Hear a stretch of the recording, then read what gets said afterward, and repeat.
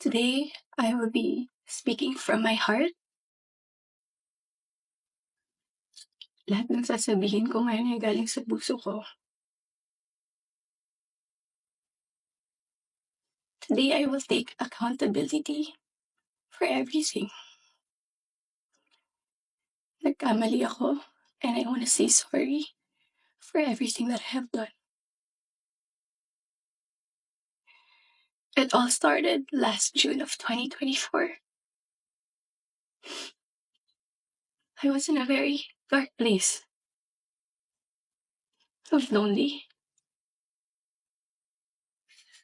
And I was getting attention from Anthony.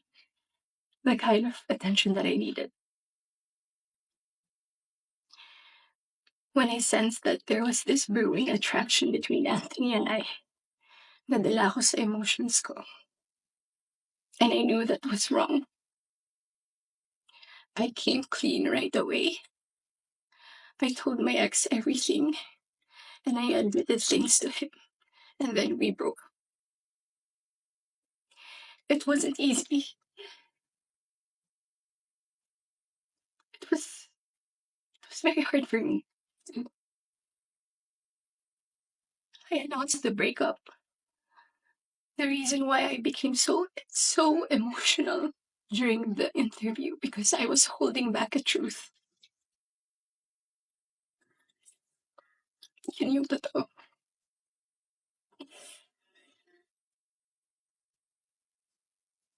I wasn't really able to simmer down. I wasn't able to reflect on what had happened.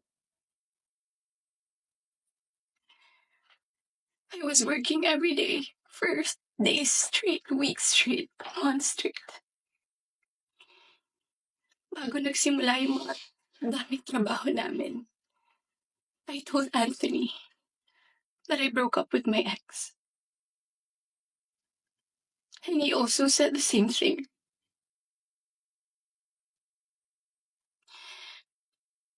Mind you, I was in a very lonely place. I was so lonely.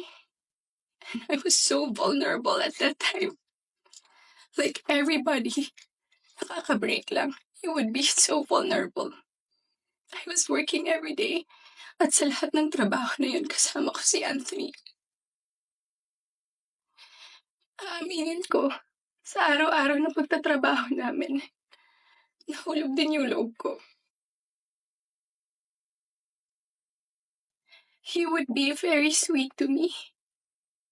He would be such a gentleman to me. He would say things to me. He would tease me on the side in front of other people. He would tell all the people who were close to me that he was single.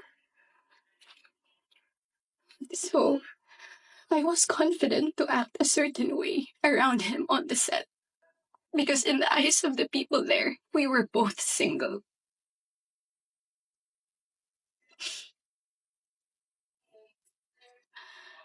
Araw-araw kami nagtatrabaho, and September came. We went to Italy for our shoot sa teleserye namin na Incognito.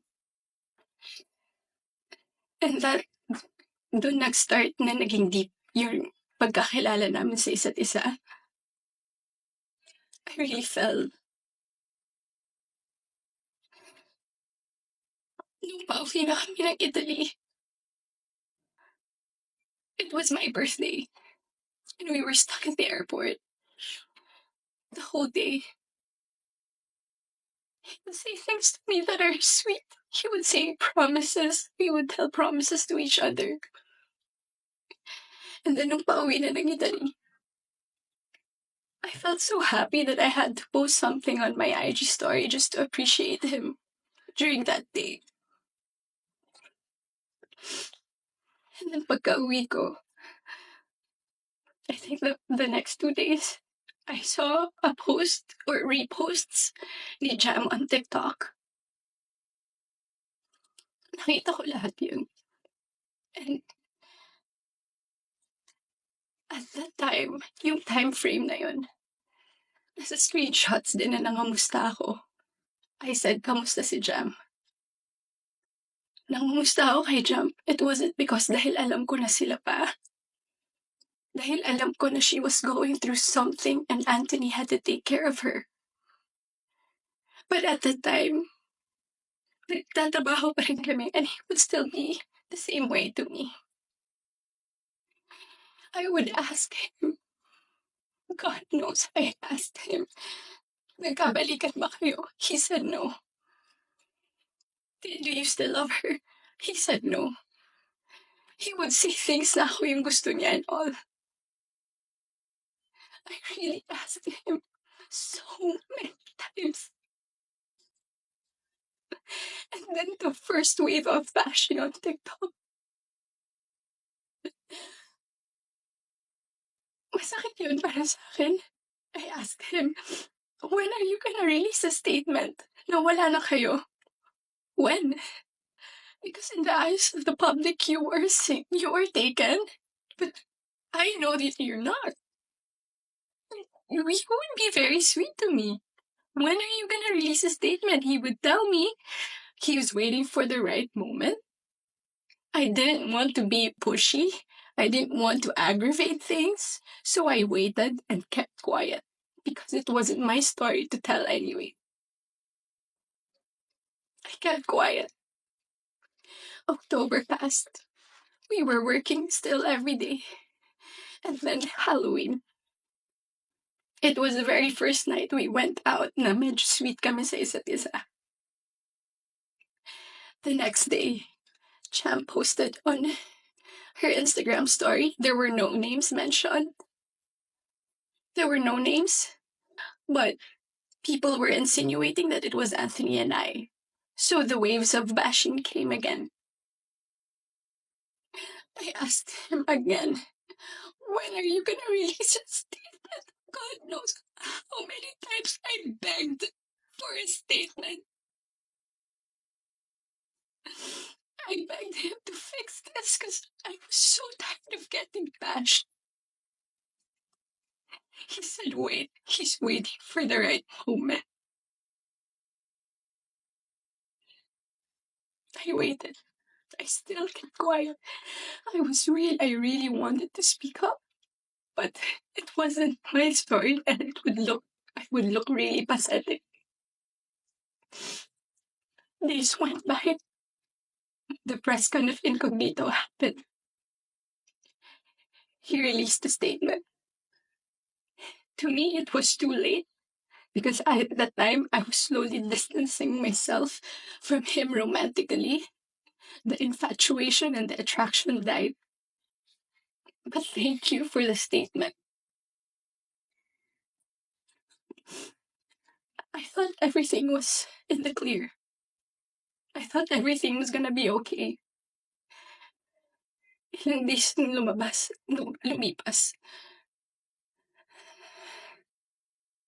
The screenshots.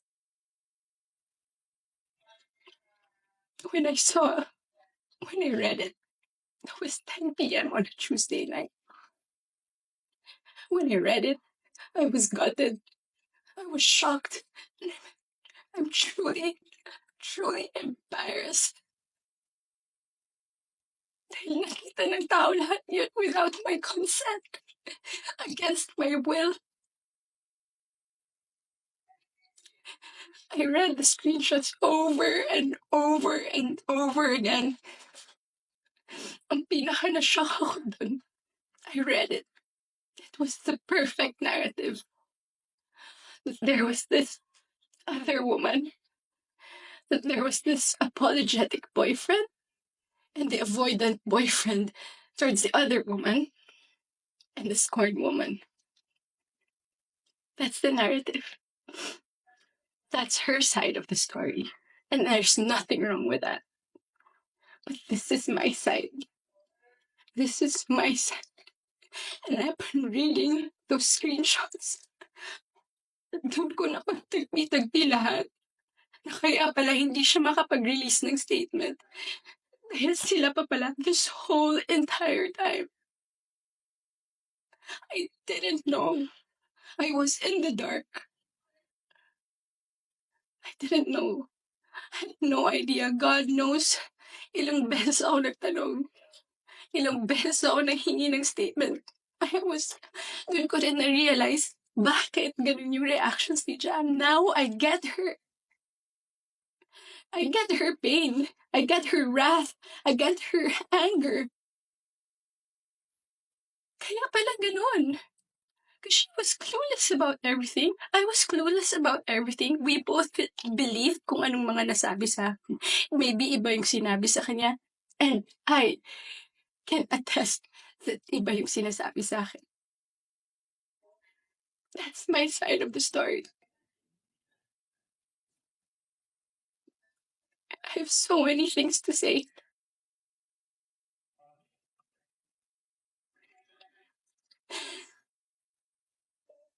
Hindi ka ako makapaniwala. Papahiya pala ako ganito sa buhay ko. So to the public, I'm sorry that you got to see that very intimate side of me.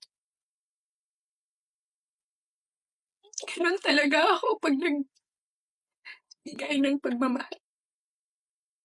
It was supposed to be private.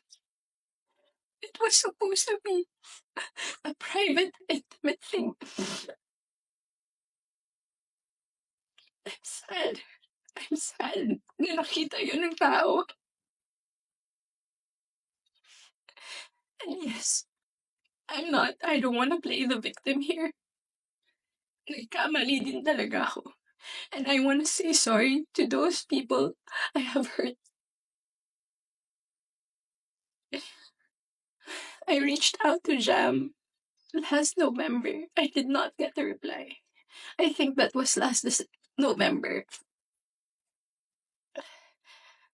Because I wanted to know what's up. So, I'm sorry. Most especially, I'm very sorry. I'm truly sorry to those people who supported me for 10 years. Alam nila lahat na ginapang ko yung career ko. Mapunta lang sa kung saan ko gusto. Ginawa ko lahat. Pinaghirapan ko lahat sa tulong nila. Nagagawa ko yung mga gusto ko. I don't know where I'm gonna go. I don't know saan ako papunta. Yung dignidad ko, hindi ko na mahanap. Whenever I go out, whenever I walk, I feel like I'm a naked woman walking. Hindi ko alam yun ang gagawin ko. I'm so embarrassed. And I'm sorry that you get to see that.